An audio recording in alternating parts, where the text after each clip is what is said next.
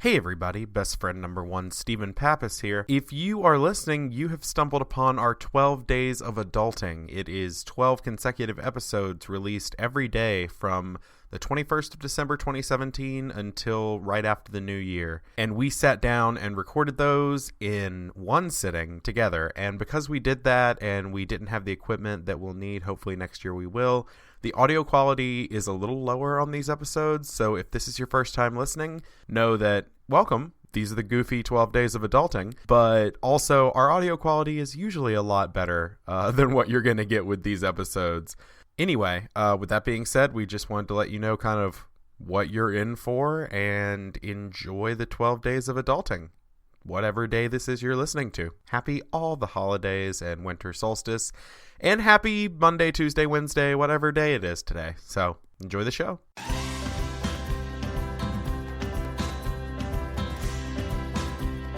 Hey everybody, and welcome to day 12 of the 12 Days of Adulting. We did it! Da, na, na, na, na, na, na, na. It is 2018. So not when we're recording this. We made it to day 12! Yay. Happy So New happy! Yeah, happy As New we Year, learned everybody. earlier, the year of the dog. Yes. Oh, whoa! My dog literally just whined, or whatever he did. He made a noise during the year of the dog. He was so excited about the year of the dog. He's like, yeah, Dad, it's the year of the dog. It's my year. It's my time to shine. Well, Augie, do you want to... Can we interview Augie for this episode? I don't think he would be much good at this. I don't know. He howls. As good as my audio was just... Yeah, you were really good at talking in words there. It's me, Chris Grimmett. Oh, you The did it. second one. Thank you. You finally said your name. It It's took you you. 12 episodes. The Yeah, what? I'm best friend number one, Stephen Pappas. That's me. And our wives are still here. Woo! They haven't left us. Yay. We thought they were going to. Kate Grimmett is borderline close to leaving us. Kate Grimmett is what you just said? KK Grimmett. My name's KK Grimmett. Her first and middle name is Kate. It's a beautiful tradition Weird. in her family. Kate Grimmett. I now Kate pronounce Grimmett. you Kate Grimmett. Oh. All right. Well, this is it. This is the last day. Chris, what are we going to talk about today? We're going to do the only thing that you can do when it's the new year, and that's talk about... Drink. No, it's talk about resolutions. Now, resolutions in itself can be an interesting thing that it's a bunch of hopes for yourself, and it doesn't usually pan out that way. But I just want everyone to go around and kind of just share what's something that, whether or not it can be done, just something that would be great if you're able to do this year. It can be anything from serious to something random to something fun to, if you want to... I'm really looking to spice up my sex life. You want to talk about that? That would make me all make me all Make me all hot and bothered. make us all very Oh, uncomfortable. Mr. Grimmett. 50 Shades of Weird. And so it can be anything from I want to do a new hobby to I want to do this to whatever. So who wants to start? He just pointed towards his wife. I am being pointed at. I guess I'm going first. Yeah, what's something you'd want to do this upcoming year? So for those that don't know anything about me at all, which is 99.9% of you. But then there's that one person. There's that's that like, one person. I stole her identity. I know everything about her. Ooh, tell them about the accounts. Tell them about the accounts. Joke's on you, Your Katie. credit is Katie. Sorry. So what do they not know about you? Everything, but specifically that I'm a teacher, and this is my first year actually teaching what I have wanted to teach, which is theater. Yay! Which has been really fun. Just murder. Murder. love to teach about I don't need a public school system to teach them what I got. Actually, we're joking, but I kind of did teach murder the last 3 years. We did CSI units. That is true. Set up a crime scene in my classroom, and we Wow, watched. she did teach murder. Yeah, I did. She does kind it all. of teach murder. She does it all. That's why I put a ring on it. That is. But this year, I'm no longer teaching murder. I am instead. That's on the internet now. Yeah, I am instead teaching theater. And we have chosen probably one of the most daunting musicals that you could choose to put on. Waitress. Oklahoma, where that? Sorry. Carousel. No, either of those would be easier. Rocky Horror. You can't do that Dear in Evan high Hansen. school. You can't do that Hamilton. at all. You can't do that at all. Rent, but just the dirty stuff. Rent after hours. So it's just one scene? 525,600 sexes. Wait, I was going to say orgies, but... Orgies, that's what I meant to say. Sorry, keep going. The Sound of Music is where I was going with that. So we will be doing The Sound of Music for our spring musical this year. Whoa. And our entire performing arts department is new within the last 2 years. So our band teacher, this is his second year at our school. I've been at the school for a little while, but this is my first year doing what I want, doing this specifically. And our chorus teacher is new to us this year. So we've got a lot on our plate because everyone knows The Sound of Music. So if it goes badly, everyone knows. So you just want... I just want it to go okay. Like, if we hit okay... No, we're going big. You want to kill it. No ideally. pun intended, because I don't teach murder anymore. But again, this is on the internet. Where everyone can hear it. But including federal officers. Okay. Well, if anybody would like to look into the curriculum to see that I'm not actually teaching murder, it's the PLTW Biomed curriculum. So just to lend myself a little credit. One person out there was like, "Woo! Represent!" Hey! Okay, cool. That's it. That's good though. That's exciting. Yeah, so that's my goal, to not have our first major show suck. All right, so we'll keep talking. Steven, his current New Year's resolution is to not get real sicky in this room, so he stepped out. So okay, that's a good resolution. All right. KK Grimmett? KK Grimmett. I have a few. So, on a fun note, I want to be more spontaneous in my everyday life, in that typically at night, well, during the week, after a long day at work, we don't really want to go out anywhere, but just being more, I want to explore our city and be more intentional about, doing things kind of on the fly and being flexible. And on a serious note, I think you talked about it when you talked about the Enneagram. The phrase, it's like an extreme friend to yourself. Oh yeah, it's something like to be a unconditional friend to yourself. And I just haven't gotten there. And I desire to be more forgiving with myself. And my many mistakes that I do make on a daily basis. But also to not just dwell upon those failures, but also be able to celebrate success. Yeah. So I think I am the worst friend to myself.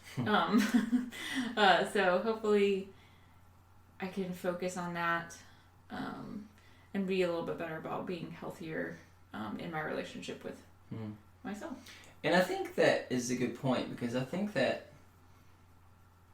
when you think about the new year and you start coming up with resolutions, often we set ourselves up in a way to where if we don't achieve them the exact way that we expect to, then one, we consider ourselves a failure. Two, I don't know, it's just you begin to start doubting that you can accomplish anything, and so I think that's something when it comes to talking about being a unconditional self friend. I think that's something that is important to remember, because often, I mean, let's be honest, how often do we say I'm going to go to the gym, I'm going to do this, and so yeah, no, I think that's a great one. For me, so I am a person that, whether I intend to or not, I plan a lot. And I plan more like long-term stuff, not like specific stuff. I'm not going to go to a vacation, I'm going to plan it out. I'm more thinking long-term in the future. And I hold myself to an unrealistic standard of what I want to do with my life. And how I want to do it, and how quickly I'm going to be able to accomplish it, and all that type of stuff. And so I'm going to do something very different, or this is what I've been thinking about when it comes to 2018. Since I had to take a step back from so many things this past year that I wasn't planning on, I want to take this year to try and not plan, and try and just exist and do a better job enjoying where I am in the present, and I don't know, just being kinder to me in that situation, because I think that a lot of the reasons why I'm in the stress that I'm in is because I've been trying to think next steps, and if you really, I mean, we've all we've all both been high school students, and we work or have worked with high school students, and you think about our own upbringing, the pressures of what are you going to be when you grow up? What are you going to do this? What are you going to major in? All these type of things, and it's such a pressure. And then what's your job going to be when you get out of school? When are you going to get a house? When are you going to get married? When all this type of stuff. Like, all of these things continue to go from a young age and then continue into adulthood. And then we put it into ourselves, and then we project it back onto our kids. And it's just like, this is like this vicious cycle where I think that I've been caught up on that for so long, of trying to figure out next steps, of saying, I'm looking ahead to make sure that there's no obstacles. But I'm looking so far ahead that I'm not able to look right in front of me and see the obstacles that are happening there. And so I think that's the thing that I want to try and do this year, is, just try and do a better job taking care of myself. And that means everything from not thinking so much about the future to maybe trying to be a little bit more active, which I know is always one, but hopefully maybe doing a better job this time around. And so I don't know, I think those are the type of things of, this was the year where I was not intending it to be the year of self-care. And it became the year where I was forced to make it. But I still kept fighting it, Now what I like to do is try and make this more of the year of just a combination of that and just enjoying what's there, Yeah, and I don't know. I think I just, to kind of go off on what you said about being present, I think I struggle a lot with being very present in my current situation. And this whole year for us has been very reactive, and very like fly by the seat of our pants. Things are happening, but then not even sitting with it. We were, okay, so this happened, so we need this so that this can happen, and then 5 months later maybe this can happen, and then this can happen, and then this can happen, and this means this. Yeah. And so I desire for 2018 to be the year of being able to be present within our lives, and to be a better, We were reacting to there's a hole in the boat, and so we have to keep scooping water out. And so we never got a chance to plug up the hole and actually just be in the boat, and dry, and not constantly be drenched within what happened. Yeah, we're just covered in water, but not the fun way. Yeah. That sounded weird. I just meant like not the water park way. Yeah. But the I'm stuck in the rain and I feel like a cat kind of way. There you go. That's another good one. Yeah, that's a good one. So yeah, I mean, and I don't know why, something about New Year, like the New Year, maybe I just over romanticize it, but I think it's just fun because it's the chance that, unfortunately, we have a lot of family members, we have friends, we have coworkers, we have people in our lives that like to not really let us change. They like to hold us to who we used to be, and it makes sense. But like, I like the idea of the new year as the ability to kind of not be a reset, but help rediscover who you are and just say, I'm gonna try, you know. And in the same type of way, like the seasons happen to where this is a time where things have gotten cold and die in order to kind of rebirth, so to speak. That's a little bit deep, I guess, but that's kind of, I don't know, it's something that I enjoy. So yeah, so I think that we're going to wrap up. Unfortunately, Steven is not able to share some of his New Year's hopes. I'm not quite sure what's going on. He seems like he's not feeling very well. I mean, we have been recording for pretty much 12 hours, and we are pretty dang tired. So with that, we will be back in just a couple days, and you will hear a little bit more about what's happened. I'll speak for Steven, that, you know, I ask that you especially be in just keeping him in your thoughts, because these last couple days and today is going to be hard for him and his family. And we'll be back soon with a new episode. And if you're listening and you got some fun ideas about what you want us to talk about, things you want us to do, things you want to try, if you have a fun game idea, please send it to us. We want this to be more and more of a just a user interaction experience, not just us making up stuff. We want this to be a community more and more.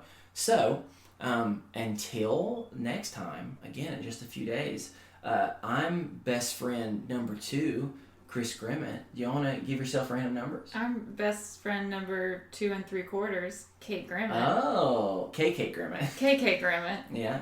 I'm best friend number 9 3/4. Ooh, Nailed it. Harry Potter. I like it. I was going on. Yeah, and we will see you soon. And once again, we hope that for those who had a tough 2017, we wish you nothing but the best 2018. And let's get this started. Is this adulting 2018? Let's get it started. Yeah. All right. See you later. Bye.